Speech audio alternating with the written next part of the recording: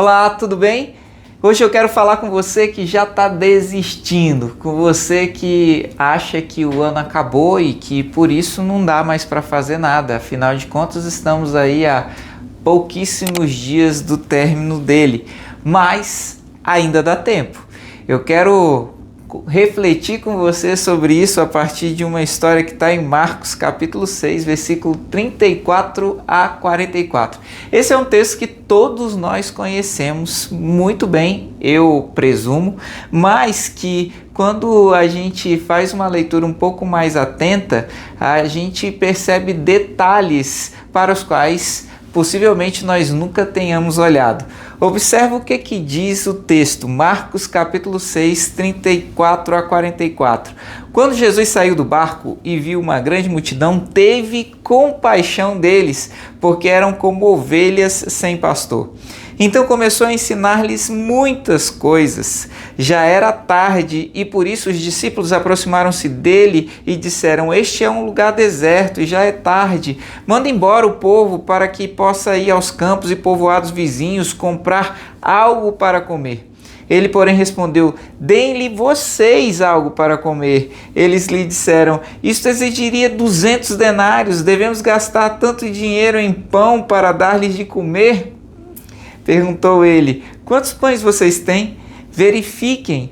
Quando ficaram sabendo, disseram: 5 pães e 2 peixes. Então Jesus ordenou que fizessem todo o povo assentar-se em grupos na grama verde. Assim eles se assentaram em grupos de 100 e de 50.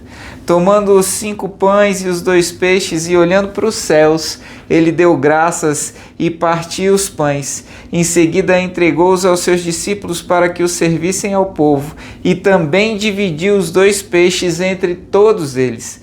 Todos comeram e ficaram satisfeitos, e os discípulos recolheram 12 cestos cheios de pedaços de pão e de peixes. Os que comeram foram 5.000 homens. Eu quero compartilhar com você 4 passos para o milagre, 4 passos para que a gente experimente o milagre de Deus ainda neste ano. O primeiro deles é haja contra o óbvio.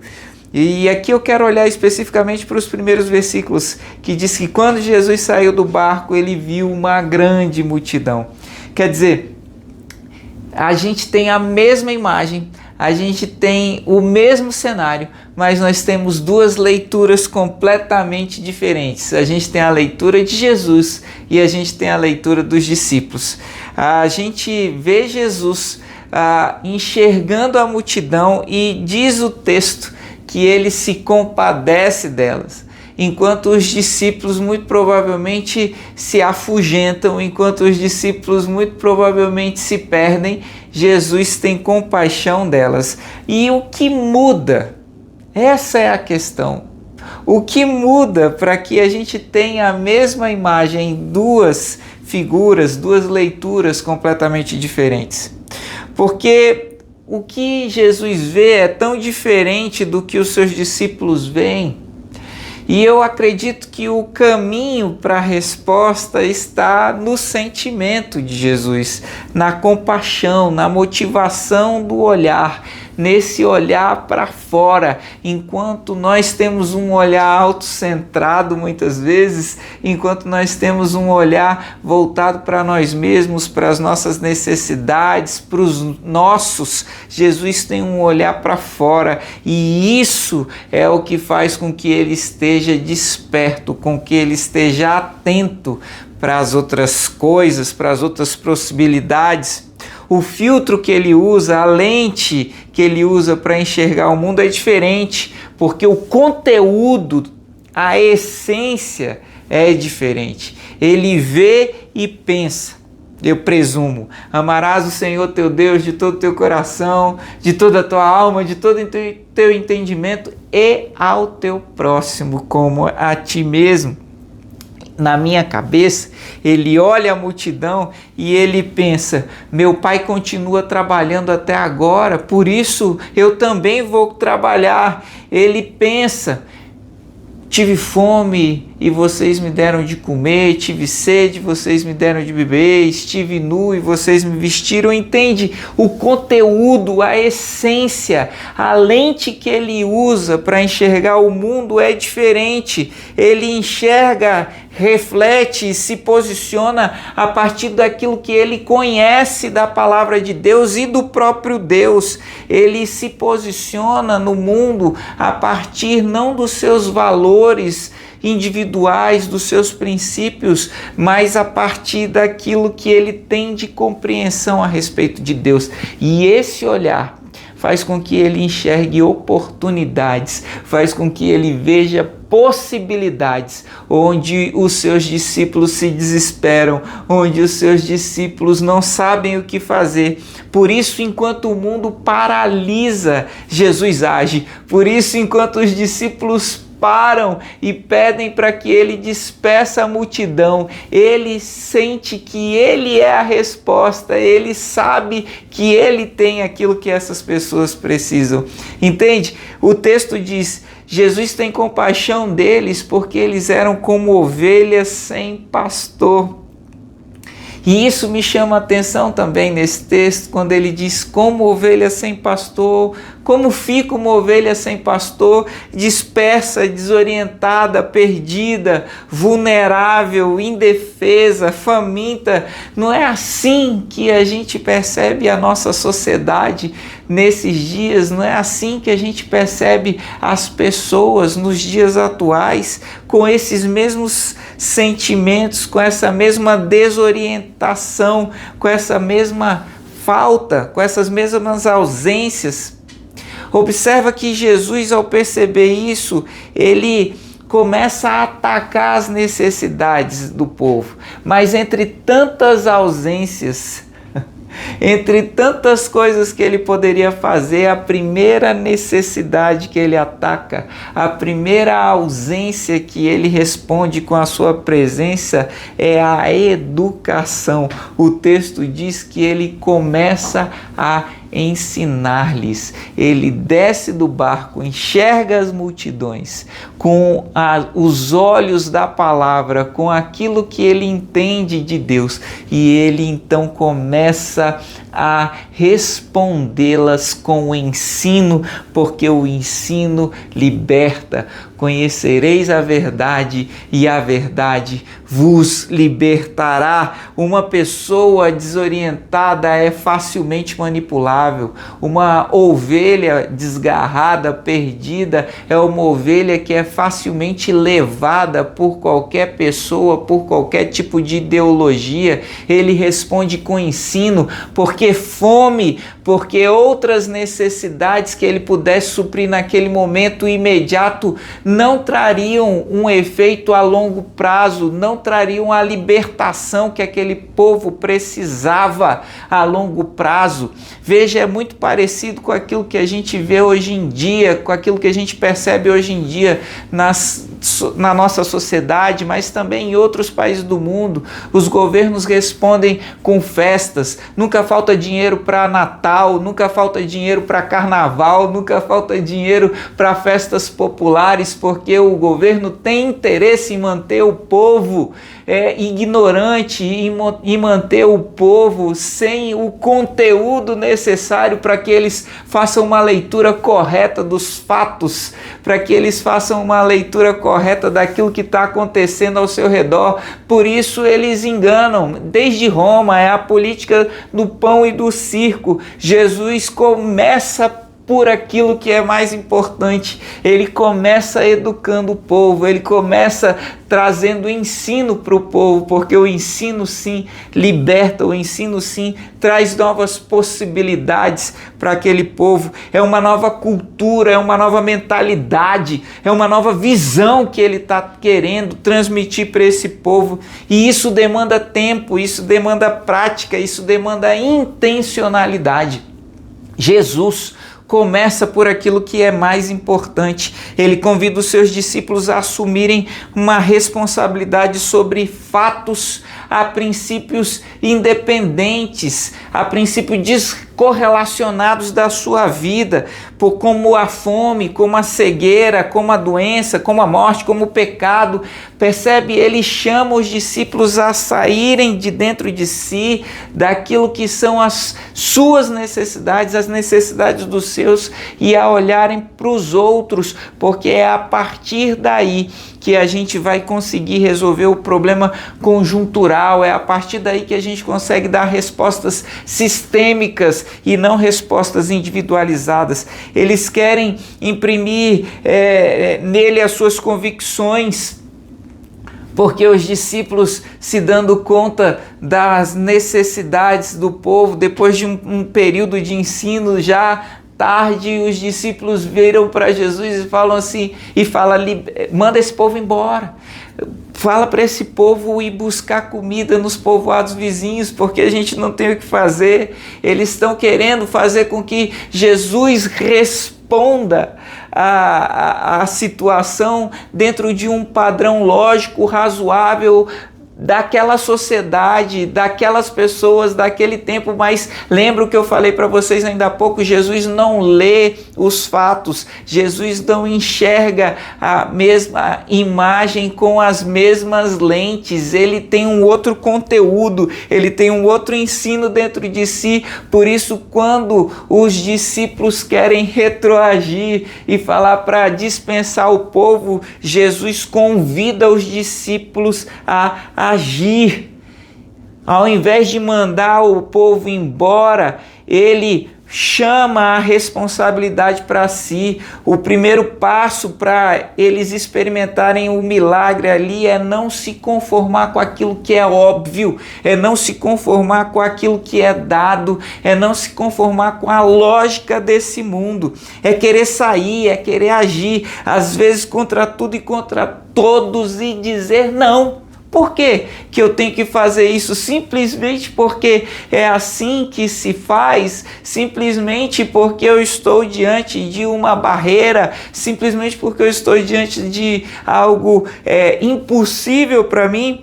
Quando nós temos um problema que a gente não consegue resolver por nós mesmos, muitas vezes a gente simplesmente segue a vida, sabe? Muitas vezes a gente se conforma ao problema e fala, sempre foi assim, tantas pessoas lidam com limitações, eu também vou ter que aprender a viver com isso. Nós nos adaptamos aos problemas muitas vezes, a gente busca, e você já deve ter ouvido isso várias vezes, o máximo de qualidade possível naquela situação, o máximo de qualidade de vida naquela situação. Então, às vezes a gente sofre uma doença e a gente, ao invés de orar pela cura, depois que nós fomos desacreditados pela medicina, a gente busca o máximo de qualidade possível, porque foi isso que a gente aprendeu, é isso que essa cultura nos ensinou, é isso que a racionalidade, é isso que aquilo que é lógico nos ensina. Mas quem diz que nós somos convidados por Jesus a nos contentar com aquilo que é lógico, com aquilo que é racional sempre? Quem disse que a gente não deve buscar uma contrariedade aos padrões daquilo que esse mundo entende como cientificamente possível sempre?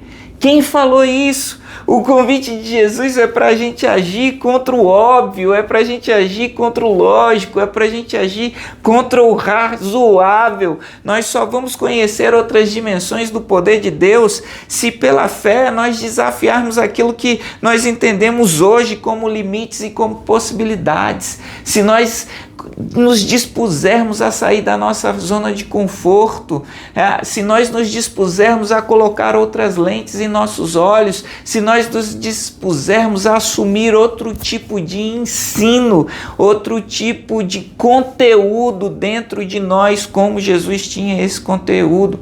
Não, isso não dá para fazer, aquilo não funciona, isso não dá certo, isso é impossível. Então, realmente não dá mesmo. Você nem vai tentar, você nem vai procurar, você nem vai se esforçar para trazer outras possibilidades, entende? É isso. Se não é possível, não é possível. Se não tem jeito, o jeito já está dado. Por isso, o primeiro convite é para que a gente haja contra o óbvio, para que a gente possa experimentar o milagre. Em segundo lugar, entregue primeiro. Olha que coisa! Jesus nos convida a entregar primeiro. A gente vê a necessidade, a gente tem a necessidade muitas vezes também. A gente tem coisas das quais a gente precisa também, mas Jesus convida para que a gente entregue primeiro, para que a gente experimente o milagre depois. O texto diz que ele pergunta: quantos pães vocês têm? E aí, quando eles ficaram sabendo, eram 5 pães e 2 peixes. Quais são as suas possibilidades? Sabe, muitas vezes, quando perguntam para a gente quais são as nossas possibilidades, o que a gente pode fazer, o que a gente pode doar, a gente fala: hoje não vai estar podendo, Senhor. Hoje não tem condições. Hoje eu não tenho para dar. E assim você nunca terá.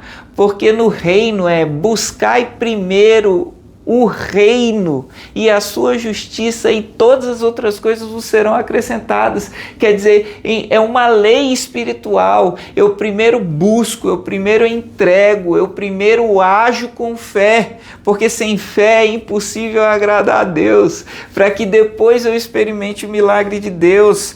Quais são as suas possibilidades? O que você pode? Entende? O princípio para o milagre é que ele sempre começa com aquilo que eu tenho. Ele sempre começa com aquilo que eu tenho. Foi assim com a viúva que chegou até Eliseu, dizendo que só tinha um pouco de azeite. E Eliseu falou: olha, o que você tem em casa é suficiente, vai e pede outras vasilhas. Sabe, pode não ser muito, mas é o ponto de partida. Pode não ser muito, mas é aquilo que Deus vai usar, entenda isso. Deus não precisa de grandes quantidades, porque entregar nesse caso não é suprir, entregar é render. Meu irmão e minha irmã, preste atenção nisso que eu estou te dizendo. Entregar nesse caso não é suprir, não é resolver a situação, é render, é testemunhar. Entregar aqui é testemunhar aquilo que Deus vai fazer. Jesus já sabia o que ele ia fazer, ele de antemão já tinha uma solução. Deus sempre tem resposta antes que o problema aconteça, antes que a gente se dê conta que a gente tem um problema. Jesus já tem uma resposta, ele viu o problema quando ainda não era tarde. Percebe? O texto diz o tempo inteiro que já era tarde, por isso os discípulos mandaram que ele despedisse o povo, mas Jesus não vê o problema naquela hora, naquela altura da noite. Ele vê o problema antes que fosse identificado como problema. Ele viu muito antes, ele sabia disso tudo, mas ele já tinha um plano, ele estava agindo na hora certa.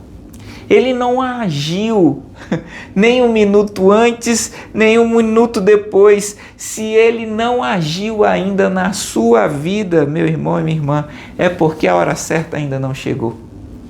Não se desespere, sabe? Não fique aterrorizado, não pense que porque o ano está acabando e determinadas coisas ainda não aconteceram, elas não podem acontecer, porque Jesus age na hora certa e a hora dele é perfeita e a hora dele é a melhor. Deus já conhece a solução para o seu problema. Antes que você soubesse que você tinha um problema, ele já conhecia o problema e a solução. Deus não precisa das suas possibilidades, ele não precisa que você seja suficiente, que você tenha forças suficientes, recursos suficientes, porque ele é suficiente. Ele quer a sua rendição. Ele quer simplesmente que você se entregue, que você acredite, que você haja com fé. Entende? Ele quer que você testemunhe aquilo que ele vai fazer na sua vida. Ele não precisa que você tenha nada. Em terceiro lugar, você precisa olhar para o céu. Olha só, o texto diz que quando Jesus toma os 5 pães e os 2 peixes, ele olha para o céu. E isso é muito diferente daquilo que os seus discípulos fazem.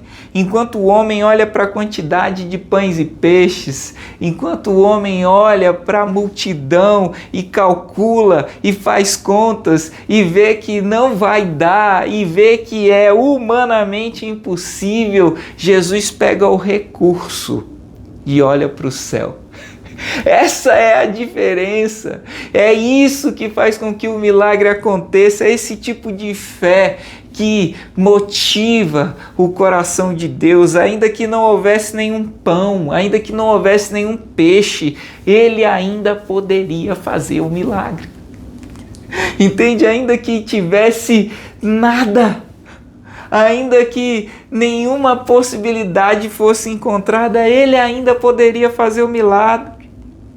Ainda que não houvesse pedras para que ele transformasse em pão, ele poderia fazer. Até o diabo sabe disso, porque foi isso que o diabo disse para Jesus lá em Mateus capítulo 4, versículo 3, quando ele tenta Jesus, ele fala, manda que essas pedras se transformem em pão, porque ele sabe que ainda que não tenha pão, que ainda que não tenha nenhum recurso, ele pode transformar, transfigurar, transmutar uma coisa em outra. Sabe, o ser humano e o diabo, eles criam a partir daquilo que existe. E mesmo o diabo está falando ali para Jesus fazer algo que ele sabia que era possível. Veja, o ser humano muitas vezes não tem essa compreensão de que Jesus pode, Deus pode transformar uma coisa em outra, uma matéria em outra, ou transformar uma situação em outra, como a palavra diz que muitas vezes ele transforma a maldição em bênção. Mas Deus não precisa de nada para criar, e essa é uma característica de Deus. Só Deus cria a partir do nada. Só Deus cria a partir da sua própria palavra, do seu próprio desejo, daquilo que está no seu coração. Isso é incrível, isso é impressionante. Aquele que suscitou fé no seu coração é aquele que vai agir também, aquele que está colocando no seu coração um inconformismo, um desejo de, uma vontade de fazer acontecer aos 45 do segundo tempo, é aquele que vai te dar condições de realizar. Creia nisso, ainda que você não veja um caminho, ainda que você não veja uma possibilidade, Deus pode trazer à existência aquilo que não existe, como se existisse. E em quarto e último lugar, para que você viva o milagre, você precisa transbordar. Diz o texto que todos comeram e ficaram satisfeitos, e os discípulos recolheram 12 cestos cheios de pedaços de pão e peixe. Sabe, o menino poderia reter, como outros que estavam ali provavelmente retiveram. Ou você acha que ninguém tinha um passatempo dentro do bolso, uma barra de cereal dentro do bolso ali para compartilhar? Ou você acha que ninguém tinha um lanchinho, só aquele menino tinha um lanchinho? Não, meus irmãos, eram 5.000 pessoas, eram 5.000 homens, provavelmente mais 5.000 mulheres e muitas crianças, porque criança dá em mato. Era gente demais. Talvez nós estejamos falando ali de 15.000 pessoas, só tinha 5 pães e 2 peixes naquela multidão? Claro que não. Mas só aquele menino decidiu transbordar, só aquele menino decidiu ser resposta, só aquele menino decidiu dar aquilo que ele tinha. E por isso, só aquele menino chegou com 5 pães e 2 peixes e saiu com 12 cestos cheios de pão e de peixe. Sabe, ele experimentou a prosperidade que aquela viúva experimentou quando você dá, quando você entrega, quando você compartilha, quando você decide transbordar a partir da sua situação atual. Ainda que o seu contra-cheque seja pequeno, ainda que o saldo na sua conta seja insuficiente, quando você decide ser bênção no momento atual, seja ele como for, você experimenta o favor de Deus, você experimenta a bondade de Deus, você experimenta a graça de Deus, porque Deus não precisa do seu recurso, nem do meu recurso para transbordar na vida de ninguém. Ele precisa da disposição do nosso coração, ele precisa do nosso olhar. Como eu disse lá atrás, quando Jesus olha, ele se compadece. O conteúdo que ele tem dentro de si é diferente e por isso ele age. Quando você olhar para as necessidades do mundo, quando você olhar para as pessoas com o mesmo olhar de Jesus, se compadecer, querer ser resposta, querer fazer alguma coisa, ainda que você não tenha condições, ainda que você não se sinta numa posição favorável para isso, o que agrada a Deus é o desejo do seu coração e você vai transbordar e você vai experimentar da provisão do Senhor e você vai experimentar de uma chuva seródia, de uma chuva extemporânea, de uma chuva fora de tempo, fora de propósito, humanamente falando, mas dentro do tempo de Deus, dentro da bondade de Deus, porque você obedeceu uma lei espiritual. Quando você busca o reino, quando você atende às necessidades do reino, quando a sua agenda prioriza o reino vem sobre a sua vida. Então, meu irmão e minha irmã, você que estava cabisbaixo, você que estava achando que não dava mais tempo de fazer nada, de realizar nada, porque o ano já está acabando, tome essa palavra para si, guarde ela no seu coração e responda aos desafios que estão diante de você com a mesma fé, seguindo o exemplo de Jesus, porque Ele vai abençoar a sua vida. Um abraço.